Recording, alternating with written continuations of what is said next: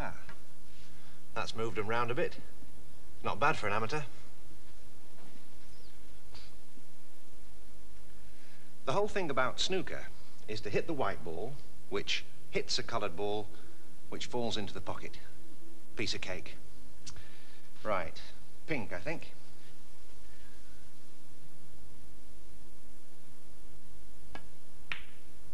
Ah. Oh well. Your turn, Graham. Thank you.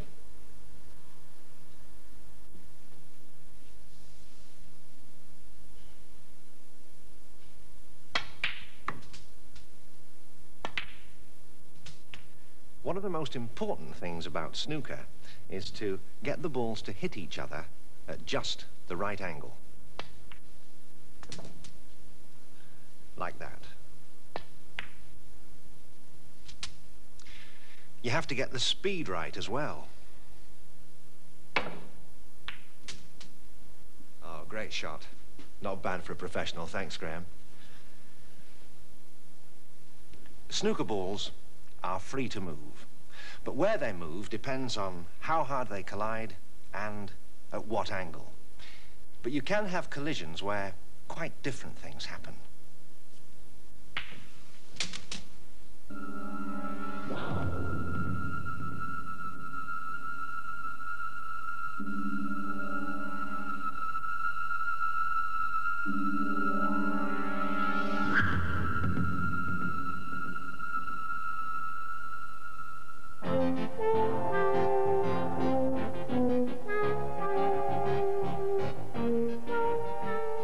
These young scientists are dropping ball bearings and marbles from the same height into sand.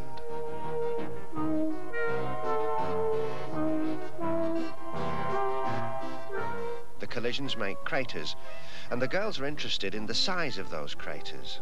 Which marble will make the biggest crater?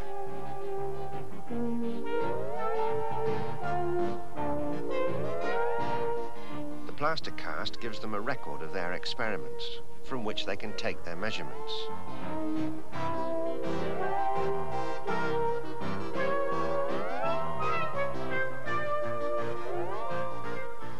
It looks rather like part of the surface of the moon.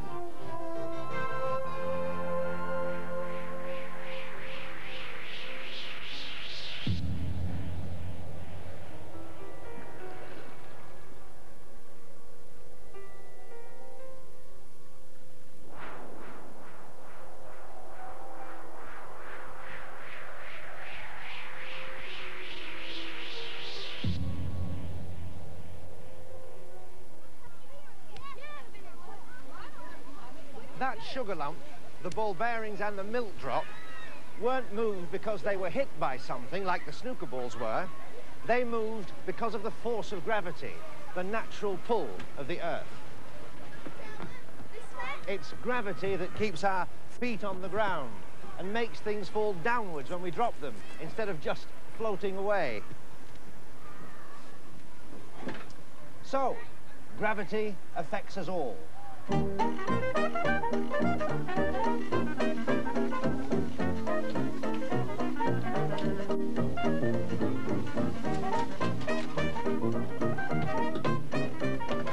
Sometimes it can affect people quite a lot.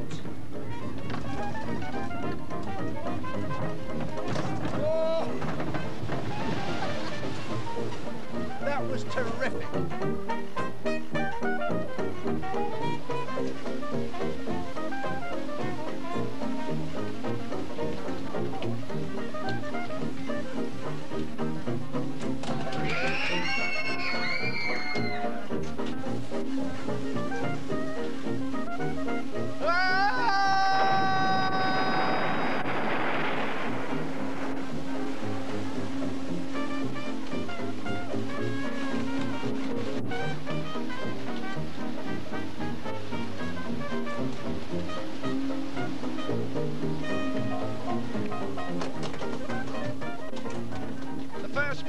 quite slow because the whole weight of the car is being taken up a steep slope by a motor, and it's obviously a pretty powerful motor.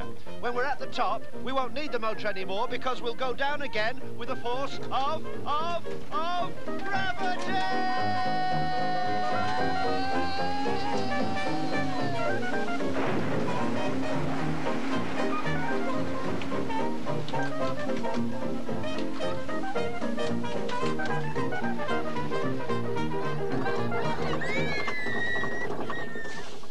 These young people are about to find out what it's like to be pulled down by gravity.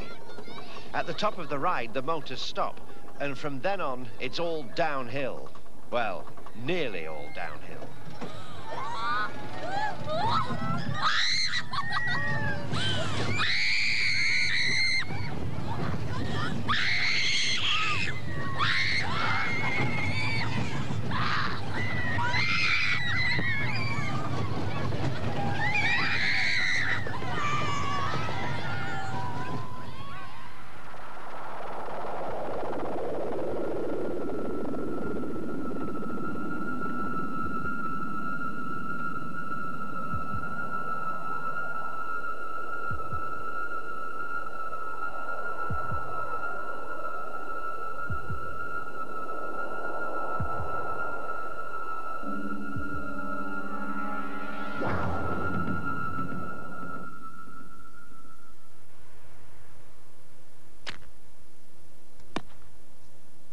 Good shot. Here's another way of getting things moving, this time using the power of a very springy piece of wood, bent and secured with string to make a bow.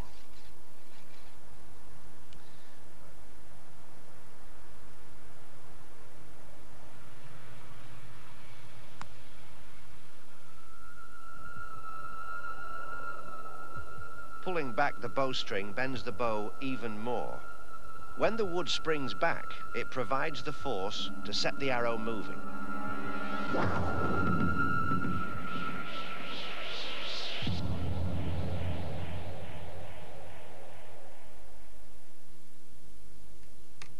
This shotgun uses the force of a controlled explosion of gunpowder. Oh.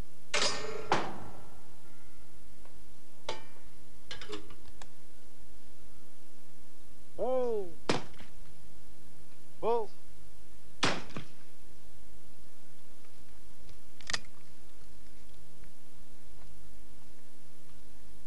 This is the explosive end of the cartridge, the shiny end.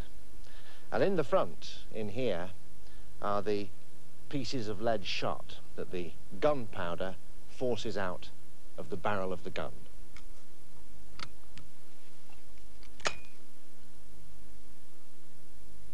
Whoa! Gunpowder can be so dangerous that all new guns have to be tested for strength before they can be fired.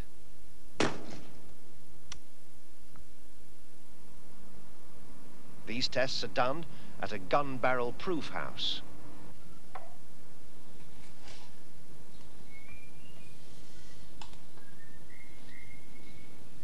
The gun is loaded with powder and shot, more powder than it will ever use in the future.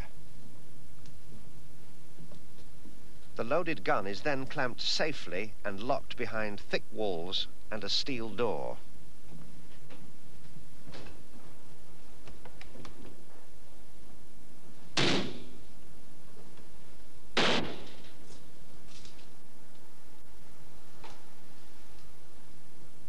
If there is no sign of damage in the gun barrel, then and only then is it stamped to show it to be safe.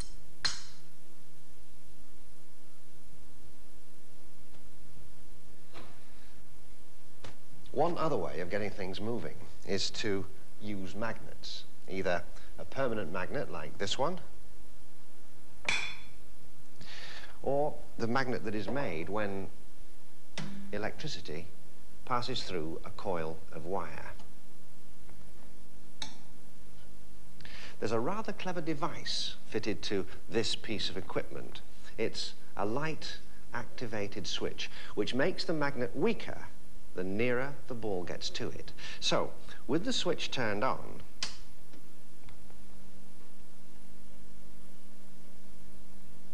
the magnet holds the ball without actually touching it. See?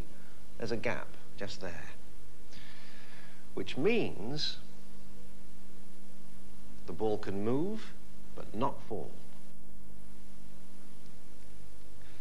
There's another thing you can do with a number of magnets, and that's make a motor.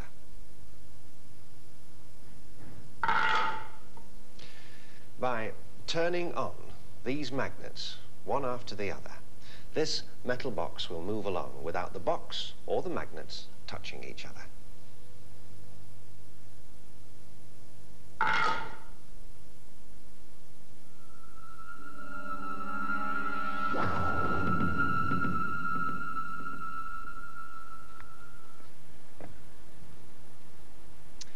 Engineers at the British Rail Research Centre here in Derby put the two ideas together, the suspension and the motor, to make one of the first vehicles in the world to work just by magnetism.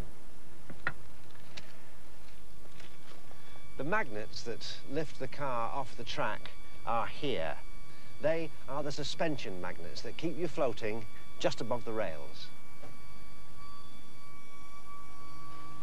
The magnets for the motor are hidden away right under the vehicle, under there. And they work together with this metal strip in the middle of the track to get you moving.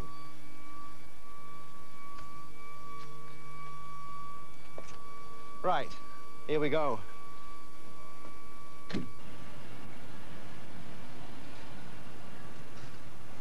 There are many advantages in using a magnetic vehicle. It doesn't run on rails, it floats over them, so the system never wears out. It's absolutely smooth, and you never need to worry about ice and snow on the track.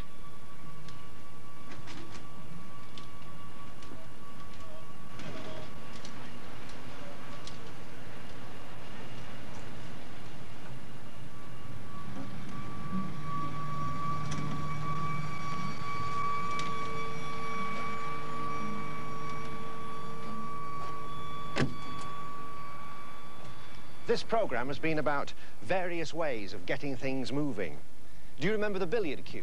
Or the force that affects all of us all the time, the force of gravity? And then there was the force from the springiness in a bow or in the exploding of gunpowder. And now, the force of magnetism. Some other scientists have been experimenting with vehicles of their own, using the force of a twisted elastic band.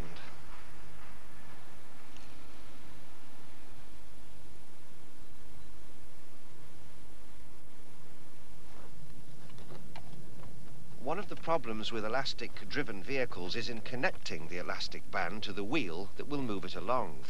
And there is more than one way of doing that. Are you ready? Steady, go.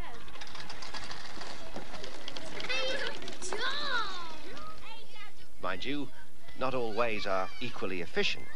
Some vehicles break down rather quickly, and others, well, they seem to have a mind of their own.